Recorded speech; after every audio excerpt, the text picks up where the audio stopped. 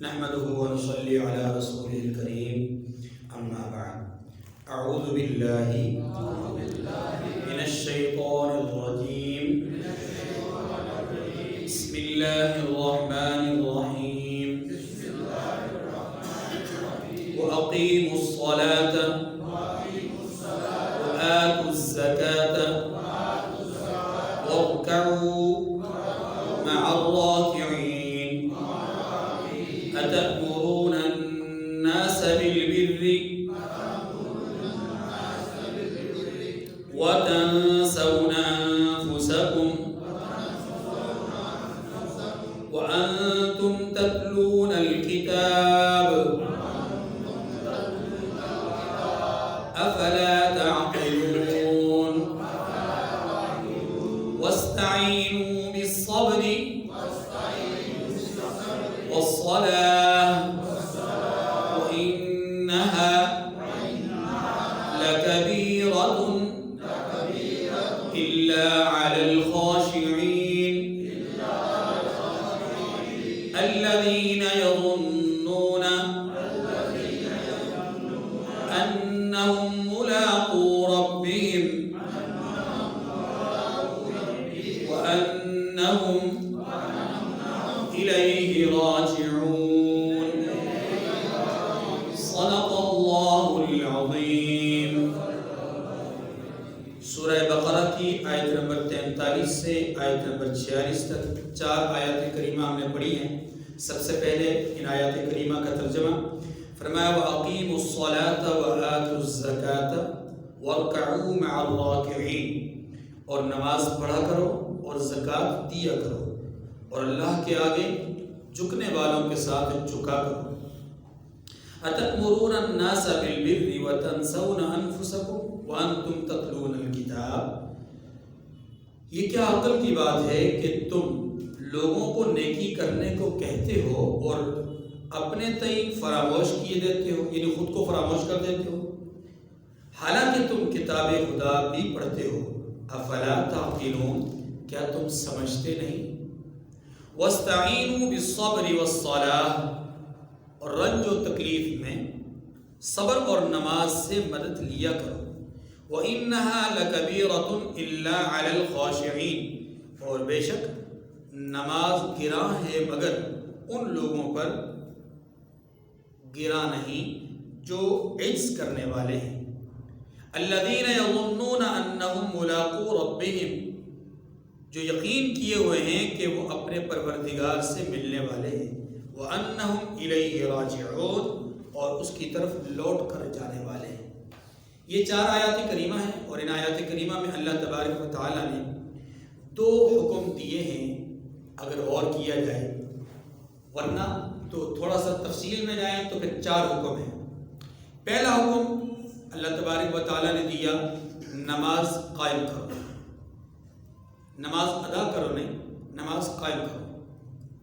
اور دوسرا اس کی نماز کے قیام کے حوالے سے سورہ بقرہ کی بالکل ابتدا میں الذین یقیمون الصلاۃ، یہاں پر تفصیل سے بات ہو چکی ہے کہ نماز کے قائم کرنے اور نماز کے ادا کرنے میں فرق کیا ہے، یہ تفصیل ہمارے سامنے آ چکی ہے. تو حکم ہوا کہ نماز قائم کرو پہلا، دوسرا حکم ہوا کہ وآتوا الزکاۃ، زکوٰۃ ادا کرو، اور تیسرا حکم ہوا وارکعوا مع الراکعین، اور رکوع کرنے والوں کے ساتھ، جھکنے والوں کے ساتھ جھکا کرو. ان تینوں احکامات کا اگر ہم بغور جائزہ لیں تو ہمیں ایک بات سمجھ میں آتی ہے، اور وہ یہ کہ اللہ تبارک و تعالی یہاں پر صحبت صالح کا حکم ارشاد فرما رہے ہیں، نیک لوگوں کی صحبت کا حکم ارشاد فرما رہے ہیں کہ نیکوکاروں کی صحبت اختیار کرو تم کامیاب ہو جاؤ گے. اچھے لوگوں کے ساتھ اٹھو بیٹھو تم کامیاب ہو جاؤ گے. اور یہ دنیا کا اصول ہے کہ انسان جہاں جس مجلس میں بیٹھتا ہے، جیسی مجلس میں بیٹھتا ہے ویسے ہی اس کے اخلاق بنتے ہیں. اگر وہ گالی گلوچ کرنے والوں کی مجلس میں بیٹھے گا اس کی زبان پر بھی گالی گلوچ کے ہی الفاظ آئیں گے. اگر وہ ایسے لوگوں میں بیٹھے گا جو متکبر ہوں، غرور کرتے ہوں، تکبر کرتے ہوں، اتراتے ہوں، اپنی شان و شوکت کو ظاہر کرتے ہو اور لوگوں پر اپنا جو ہے وہ تمطراق بٹھانے کی کوشش کرتے ہوں، ایسے لوگوں کی مجلس میں اٹھنے بیٹھنے والا آدمی بھی متکبرانہ چال چلنا شروع ہو جائے گا۔ اگر کوئی آدمی عاجز اور ایسے لوگوں کے جو خشوع و خضوع رکھتے ہیں، اپنی وضاقتہ کے اعتبار سے ان میں عاجزی موجود ہے، تواضع موجود ہے، تو ایسے لوگوں کی مجلس باقاعدہ اختیار کرنے والا آدمی وہ عاجزی ہی اختیار کرتا ہے، تواضع ہی اختیار کرتا ہے، اس میں تکبر نہیں آتا۔ اہل علم کی مجلس میں بیٹھیں گے تو علم نصیب ہوگا، جاہلوں کی مجلس میں بیٹھیں گے تو جہالت کی باتیں کریں گے، دنیا داری کی مجلس میں بیٹھیں گے تو دنیا ہی کی باتیں ہوں گی، دین داری کی مجلس میں بیٹھیں گے تو دین کی باتیں آئیں گی۔ بات سمجھ گئی نہیں؟ تو جس طرح کی انسان مجلس اختیار کرتا ہے ویسا ہی انسان کے اخلاق بنتے ہیں۔ تو اسی لیے بزرگوں نے یہ مقولہ کہا ہے فارسی میں، صحبت صالح ترا صالح کند و صحبت طالح ترا طالح کند۔ اچھے لوگوں کی، نیک لوگوں کی صحبت آپ کو اچھا بنا دے گی اور برے لوگوں کی صحبت آپ کو برا بنا دے گی۔ یہ بات، یہ حقیقت ہے کہ ان الطبع من الطبع یسرق، کہ طبیعتوں سے مطلب چیزیں چراتی ہیں یا چوری کرتی ہیں، یعنی انسان سے ہی، ایک انسان دوسرے انسان کے مزاج سے ہی چیزوں کو اچکتا ہے، چیزوں کو چراتا ہے۔ جس مجلس میں بیٹھے گا، جیسی مجلس میں بیٹھے گا ویسی ہی چیزیں چوری کرے گا، یعنی ویسی ہی چیزیں وہ اخذ کرے گا۔ میری طبیعت، آپ کی طبیعت، ہم لوگ اگر اچھی مجلسوں کے بیٹھنے والے عادی ہوں گے تو ہماری جو طبیعت یہ چیزیں اچکے گی، ہماری جو طبیعت یہ چیزیں لے گی، وہ کون سی چیزیں ہوں گی؟ اچھی چیزیں ہوں گی۔ لیکن اگر ہماری نشست و برخاست، ہمارا اٹھنا بیٹھنا ایسے لوگوں کی مجلس میں ہو جو کہ برے ہوں، تو پھر ہماری طبیعتیں بھی بری چیزیں چوری کرنے کی عادت بن جائے گی۔ ان الطبع من الطبع یسرق، طبیعتوں سے ہی چوری کرتی ہیں، یہ چیزوں کو چراتی ہیں، یعنی اس کا مطلب یہ کہ انسانوں سے ہی اخلاق سیکھتا ہے، انسانوں سے ہی چیزوں کو، عادتوں کو سیکھتا ہے۔ تو اسی لیے تو کہتے ہیں کہ بچے بڑوں سے سیکھتے ہیں، یعنی جس طرح کی طبیعت اور جس طرح کا مزاج بچوں کو ملے گا اس طرح ہی وہ چیزیں جو ہے وہ سیکھیں گے۔ پر یہاں پر اگر ہم غور کریں تو 3 حکم بظاہر موجود ہیں، وَأَقِيمُوا الصَّلَاةَ وَآتُوا الزَّكَاةَ وَارْكَعُوا مَعَ الرَّاكِعِينَ، نماز قائم کرو، زکوٰۃ ادا کرو اور رکوع کرنے والوں کے ساتھ رکوع کرو۔ یہ جو رکوع کرنے والوں کے ساتھ رکوع کی بات کی ہے، اسی پہ میں نے تھوڑی سی وضاحت کی ہے کہ اس سے معلوم یہ ہوا کہ اللہ تبارک و تعالی ہمیں اچھی صحبت اختیار کرنے کا حکم ارشاد فرما رہے ہیں۔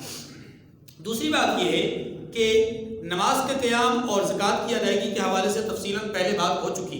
زکوٰۃ یعنی کن صورتوں میں مال خرچ کرنا چاہیے، یا مال خرچ کرنے کی کون سی وہ 7 قسمیں ہیں، 7 صورتیں ہیں، وہ سب تفصیلاً شروع میں بیان ہو چکی۔ رکوع کے حوالے سے یہ بات ذہن نشین فرما لیجئے کہ وَارْكَعُوا مَعَ الرَّاكِعِينَ، رکوع کرنے والوں کے ساتھ، جھکنے والوں کے ساتھ جھکو۔ یہ جو رکوع کی جو عادت ہے، رکوع کا جو ایک خاصہ ہے، یہ صرف اور صرف امت محمدیہ کا خاصہ ہے۔ امت محمدیہ سے پہلے رکوع کی یہ کیفیت پہلے لوگوں میں موجود نہیں تھی، یہ امت محمدیہ کا خاصہ ہے۔ اس لیے اس عمل کے ادا کرنے پر یا اس عمل میں شامل ہونے پر ہمیں اللہ کا شکر ادا کرنا چاہیے، چونکہ یہ حقیقت میں اوصاف ملائکہ میں سے، ملائکہ کی اوصاف میں سے، ملائکہ کی صفتوں میں سے ایک صفت ہے کہ وہ رکوع کرتے ہیں۔ تو ہم بھی اگر رکوع میں جا رہے ہیں تو ہم ملائکہ کی اس صفت کو اپنا رہے ہیں۔ اس لیے یہ صفت جس کے عمل کرنے کا ہمیں اللہ نے حکم دیا ہے، یہ بڑی اعلیٰ صفت ہے۔ اور اللہ تبارک و تعالیٰ کے ہاں قیامت کے دن وہ لوگ کہ جو اس دنیا میں رکوع کرنے سے اجتناب کرتے ہوں گے، جو لوگ اس دنیا میں نماز نہیں پڑھتے ہوں گے، اللہ کے سامنے جھکتے نہیں ہوں گے، قیامت کے دن اللہ تبارک و تعالیٰ ان پر اتمام حجت کرنے کے لیے انہیں فرمائیں گے کہ جھکو، میرے سامنے رکوع کرو۔ تو وہ جھکنے کی کوشش کریں گے تو ان کی کمر نہیں جھکے گی، یعنی وہ نیچے کو جھک نہیں سکیں گے۔ تب حکم ہوگا اٹھاؤ ان کو اور اٹھا کر کے جہنم میں پھینک دو۔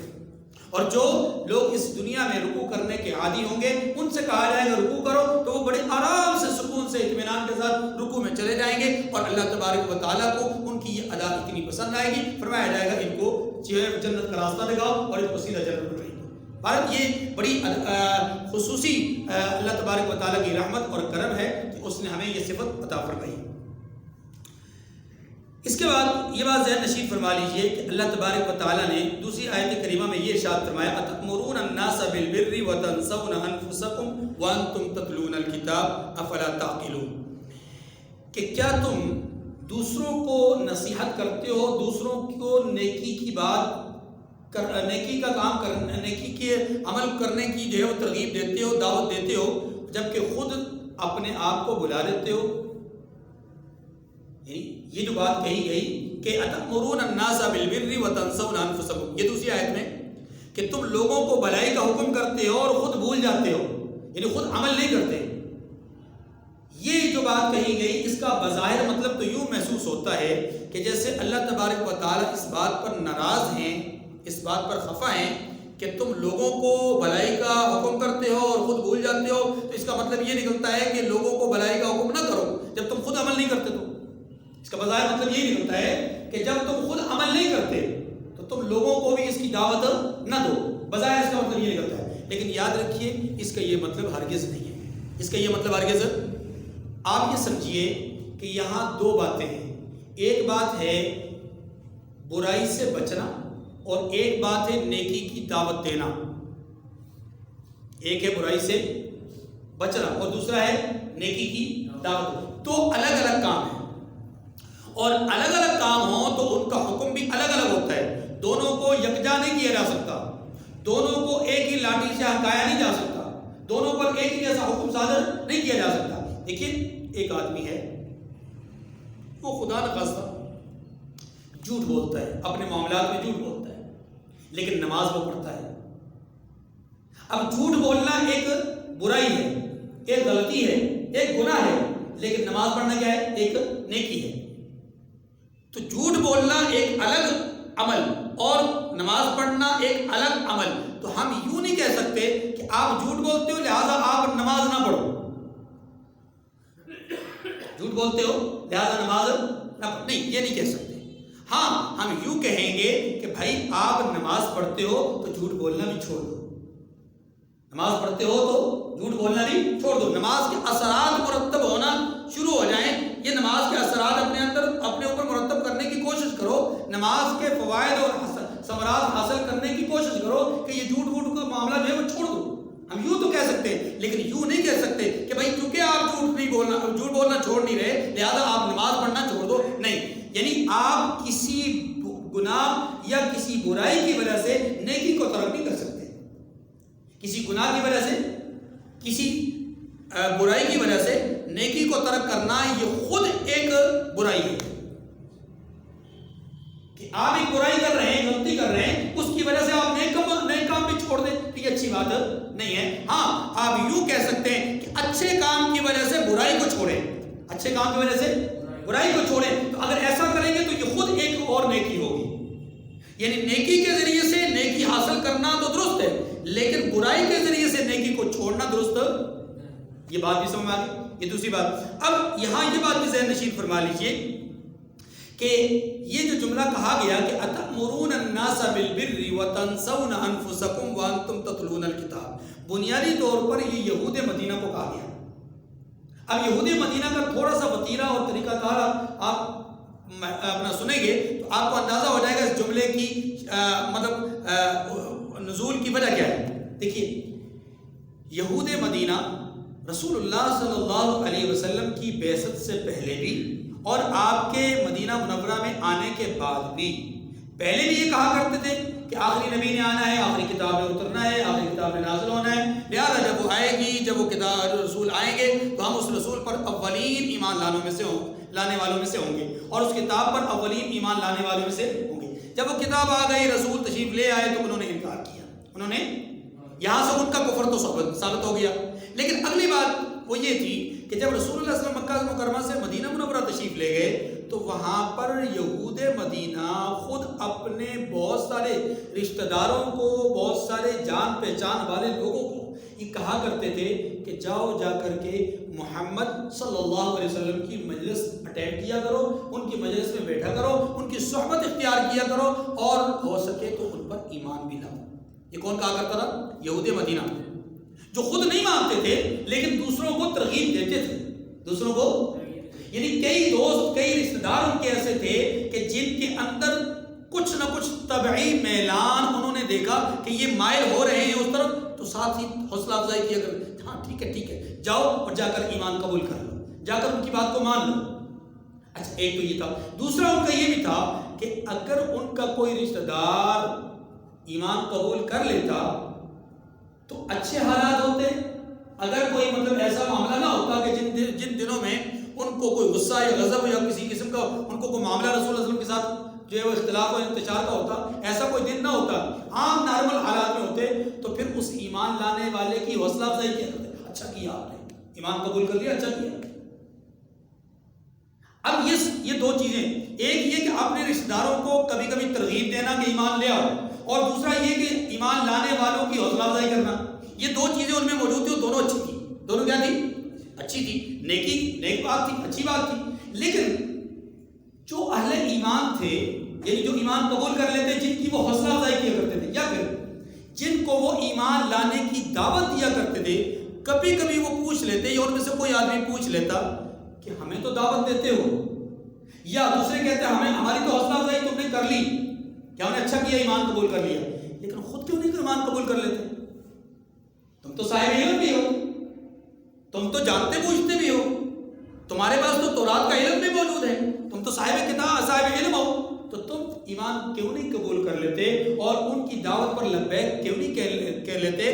تو جواباً وہ کہا کرتے تھے کہ اگر ہم ایمان لے آئیں، تم بھی ایمان لے آئے، ہم بھی ایمان لے آئیں، تو وہ جو سلسلہ اپنا تعلیم و کتاب، ہمارا تورات کا جو سلسلہ چل رہا ہے ہمارے آباء و اجداد سے، وہ سلسلہ کٹ جائے گا، وہ سلسلہ یہاں پر رک جائے گا، اس لیے ہم اس سلسلے کو برقرار رکھنے کے لیے ہم اسی سلسلے میں رہیں گے، تم نے ایمان قبول کر لیا، اچھی بات ہے۔ اب اگر اس کو دوسرے لفظوں میں یوں کہا جائے کہ جناب ہم تو اپنی گدی بچانے کے لیے ایسا کر رہے ہیں، ہم تو اپنی گدی بچانے، خانقاہ بچانے کے لیے ایسا کر رہے ہیں، تم نے ایمان قبول کر لیا تو ٹھیک ہے۔ تو ایک طرف سے اگر غور کریں تو وہ دوسروں کو اچھائی کی ترغیب دے رہے ہیں، دوسروں کو اچھی بات کا حکم دے رہے ہیں، لیکن وَتَنْسَوْنَ أَنفُسَكُمْ کا حکم جو ارشاد ہوا، یا یہ خبر جو آئی کہ تم خود کو بلا رہے ہو، یعنی خود اس پر عمل پیرا نہیں ہو، تو تم یہ کام جو کر رہے ہو یہ اچھا کام نہیں ہے۔ تمہیں چاہیے کہ جیسے تم دوسروں کو نیکی کی دعوت دیتے ہو، خود بھی اس نیکی پر عمل کرو۔ جو اچھی بات تم دوسروں کو سمجھاتے ہو، اس اچھی بات کو خود بھی قبول کر لو۔ وَأَنْتُمْ تَتْلُونَ الْكِتَابَ، تم کتاب کو پڑھتے بھی ہو، حالانکہ تم کتاب کا علم رکھتے ہو۔ افلا تعقلون، کیا تمہارے اندر سمجھ بوجھ نہیں ہے؟ کیا تم عقل نہیں رکھتے؟ یہ ہے اصل بات۔ تو اس کا مطلب یہ ہوا کہ اگر انسان کا اپنا عمل اچھا نہ بھی ہو، انسان کا اپنا عمل، اول تو عمل اچھا ہونا چاہیے، لیکن اگر اپنا عمل اچھا نہ بھی ہو تو وہ دوسرے کو اچھی بات کی ترغیب دے سکتا ہے اور دینی چاہیے۔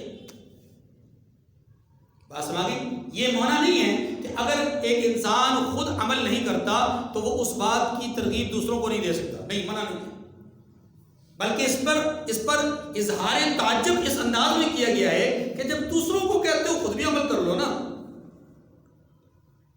بدعملی سے نکالنے کے لیے، بدعملی کا مظاہرہ کرنے والوں کو روکنے کے لیے بدعملی سے یہ کہا گیا کہ بدعملی کا مظاہرہ نہ کرو۔ اگر تم دوسروں کو واعظ کرتے ہو، دوسروں کو نصیحت کرتے ہو، تو خود بھی اس واعظ پر، خود نصیحت پر عمل کرو۔ اس کا یہ مطلب ہرگز نہیں کہ تم دوسروں کو نصیحت کرنا چھوڑ دو، تم واعظ کرنا چھوڑ دو۔ اگر ایک والد اللہ نہ کرے وہ نماز نہیں پڑھتے، نماز کے پابند نہیں ہیں، تو ان کا یہ کام نہیں کہ ہم ان کو کہیں کہ جناب کیونکہ آپ نماز نہیں پڑھتے تو آپ اولاد کو جو ہے وہ نماز کی ترغیب نہیں دے سکتے، نہیں، انہیں چاہیے کہ وہ اپنی اولاد کو ترغیب دیں۔ ہو سکتا ہے 2 دفعہ 4 دفعہ 5 دفعہ 6 دفعہ کہنے کے بعد خود ان کے اپنے دل میں یہ بات جاگ اٹھے کہ یار میں روزانہ ان کو کہتا ہوں کہ نماز پڑھو اور یہ سستی کرتے ہیں، ہو سکتا ہے میرے اس عمل نہ کرنے کے نتیجے میں ان کے اندر سستی ہے، تو میں خود عمل کروں گا تو ان کے اندر بھی عمل کی پختگی پیدا ہو جائے گی، ہو سکتا ہے یہ کہنا ہی اس کو خود نمازی بنا دے۔ اس لیے جب ہم کسی اچھی بات کو جانیں، کسی اچھی بات کو سیکھ لیں تو اس کی کوشش کریں کہ وہ دوسروں تک پہنچائیں۔ آگے فرمایا وَاسْتَعِینُوا بِالصَّبْرِ وَالصَّلَاةِ وَإِنَّهَا لَكَبِيرَةٌ إِلَّا عَلَى الْخَاشِعِينَ۔ دیکھیے جب انسان حق بات کرتا ہے، اچھی بات کرتا ہے یا اچھی چیز کی اچھے راہ پہ چلتا ہے تو بہت زیادہ امکانی صورتیں ہوتی ہیں کہ اس حق راستے پہ چلنے کے نتیجے میں، اچھی بات کہنے کے نتیجے میں، امر بالمعروف کرنے کے نتیجے میں، نہی عن المنکر کرنے کے نتیجے میں، دوسروں کو اچھی نصیحت کرنے کے نتیجے میں، یا بس اوقات خود اچھی بات پر عمل کرنے کے نتیجے میں مشکلات پیدا ہو سکتی ہیں، تکالیف آ سکتی ہیں، آزمائشوں میں انسان مبتلا ہو سکتا ہے۔ تو اگر ایسی صورت ہو کہ جب انسان مشکلات کا شکار ہو، مصیبتوں میں جکڑ لیا جائے یا آزمائش میں مبتلا کر دیا جائے، تو پھر اسے چاہیے کہ وہ دو چیزوں کے ذریعے سے اللہ سے مدد مانگے۔ اللہ تعالیٰ نے مشکلات سے نکلنے کا جو طریقہ بتلایا، وہ کیا بتایا؟ دو چیزوں کے ذریعے سے، بولیے نا، دو چیزوں کے ذریعے سے مدد مانگنا۔ وہ ایک پہلی چیز کون سی ہے؟ صبر۔ پہلی چیز کیا ہے؟ اور دوسری چیز کیا ہے؟ صلاۃ، نماز۔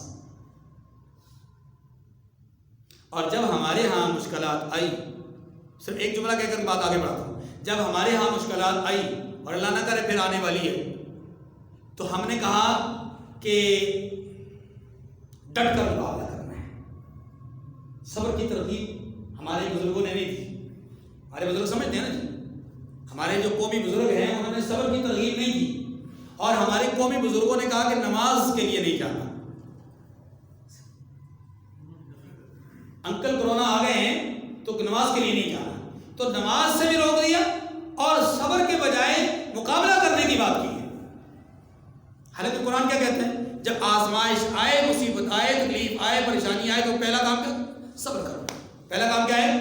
جزا فضا نہیں کرنا، وابیلا نہیں کرنا، شور نہیں مچانا، اور اپنی قوت اور اپنی طاقت کا اظہار نہیں کرنا۔ بے بسی کا اظہار کرو، عاجزی کا اظہار کرو، اللہ کو سب کچھ سمجھو، اللہ کے سامنے اگر نہیں کی تمہارے اندر جرأت کیسے ہوئی؟ اور دوسری بات یہ ہے کہ نماز جو کہ اللہ کے غضب کو ٹھنڈا کرتی ہے، اللہ کے انتقام کو جو ہے وہ رحمت میں بدلتی ہے۔ نماز وہ کیفیت، وہ ادا، وہ عمل کہ جو اللہ کی رحمت کو متوجہ کرتی ہے، اس کی طرف لوٹو۔ اللہ کے رسول صلی اللہ علیہ وسلم کا عام معمول یہ تھا کہ جب بھی کبھی کوئی تھوڑی سی پریشانی لاحق ہوتی، آپ فوراً نماز کی طرف متوجہ ہوتے ہیں۔ صحابہ کرام کا معمول بھی یہی تھا کہ ذرا کوئی مشکلات یا پریشانی کا سامنا ہوتا تو فوراً نماز کی طرف متوجہ ہوتے، اور ہم نے کہا نماز نہیں پڑھنی، یعنی نماز کے لیے گھر میں پڑھی۔ اب ظاہر ہے جب ہمارا عام معمول یہ ہے کہ اگر ہم نماز جماعت کے ساتھ پڑھ لیں تو پڑھ لیں، عام دنوں میں اگر جماعت کے ساتھ نماز نہ پڑھی گئی تو پھر نماز رہ جاتی ہے۔ تو جب روٹین ہی بنا لینی ہے کہ جماعت کے ساتھ نہیں پڑھنی، تو پھر اس کا مطلب ہے کہ عادت اس بات کی بن گئی کہ اب نماز چھوڑ دو، نماز کی ضرورت نہیں ہے۔ پر اللہ تبارک و تعالیٰ نے یہاں دو باتوں کا حکم دیا ہے، ایک چیز کا حکم دیا ہے، دو چیزوں کے ذریعے سے حکم دیا کہ اللہ سے مدد مانگو۔ حکم دیا کہ اللہ سے مدد کس چیز کے ذریعے سے مانگنی ہے؟ صبر کے ذریعے سے اور نماز کے ذریعے سے۔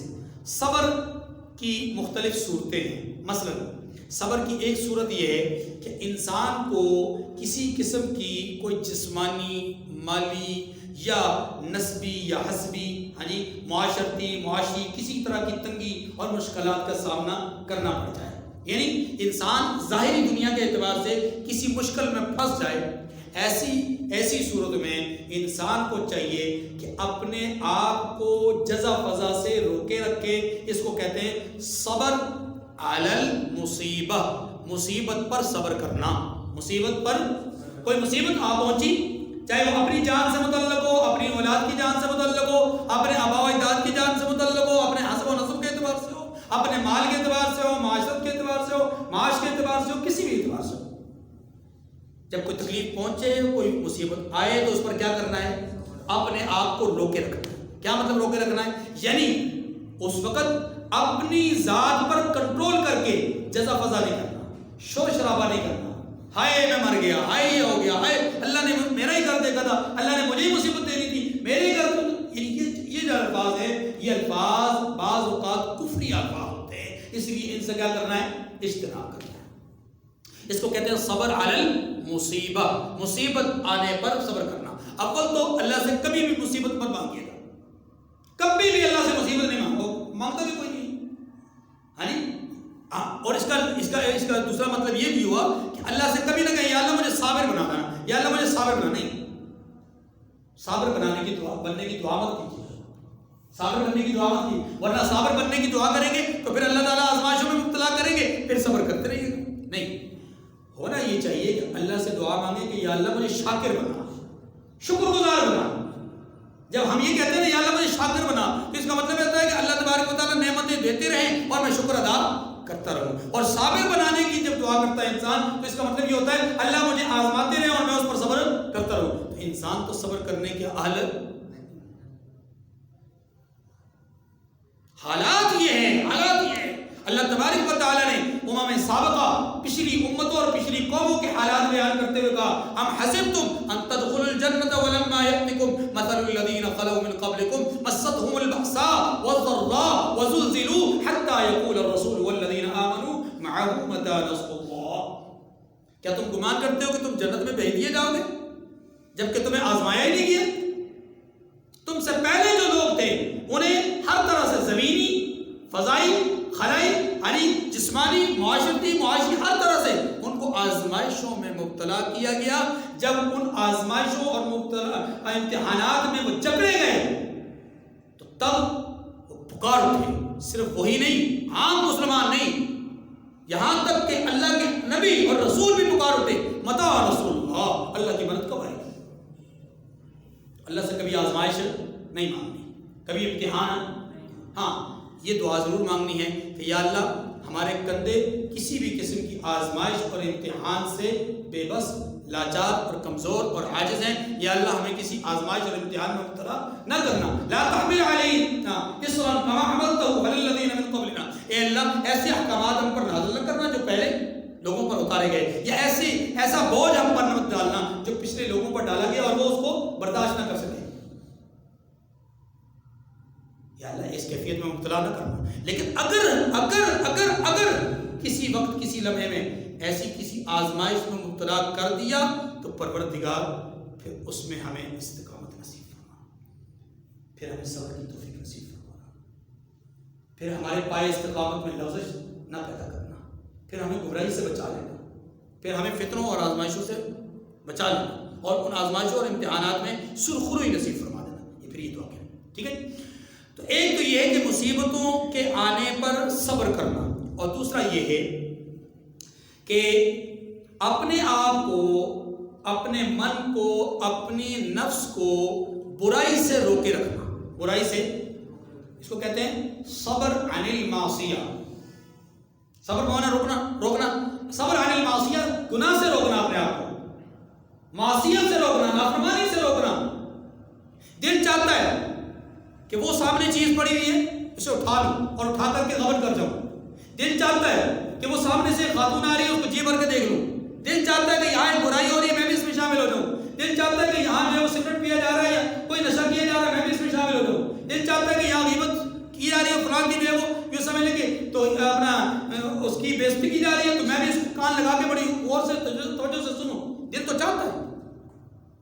لیکن جب ایسی کیفیت ہو کہ برائیاں ہو رہی ہوں یا برائی کے آثار نظر آ رہے ہوں, وہاں سے اپنے آپ کو روکے رکھنا, اس برائی سے اپنے آپ کو بچا لینا, یہ کیا ہے؟ صبر عن المعصیہ, یعنی معصیت سے, نافرمانی سے اپنے آپ کو روک لینا. یہ بھی صبر کی ایک صورت ہے.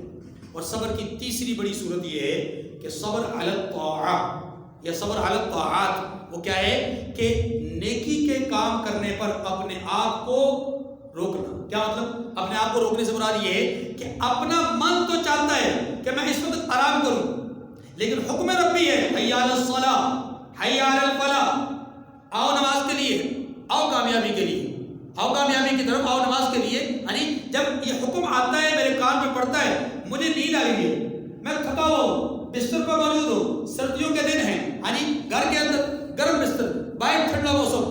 اب اس کیفیت میں میرا من چاہتا ہے کہ گرم بستر کو نہ چھوڑ کے جاؤں, میرا من چاہتا ہے کہ میں آج لیٹے رہوں, کوئی بات نہیں قضا کر لوں گا, کوئی بات نہیں بعد میں پڑھ لوں گا, کوئی بات نہیں رات کے آخری پہر میں اٹھ کر کے پڑھ لوں گا. یہ من چاہتا ہے. لیکن ادھر سے حکم ربی کیا ہے؟ حی علی الصلاۃ حی علی الفلاح, میرے بندے آ کامیابی کی طرف, میرے بندے آ نماز کی طرف. وہ پکار رہا ہے ایک دفعہ, دو